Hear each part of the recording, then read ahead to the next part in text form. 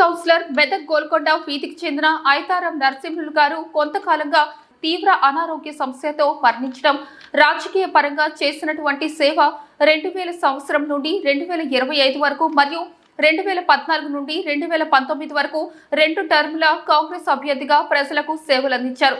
నిన్న సాయంత్రం 7:30 తుది శ్వాస విడిచారు.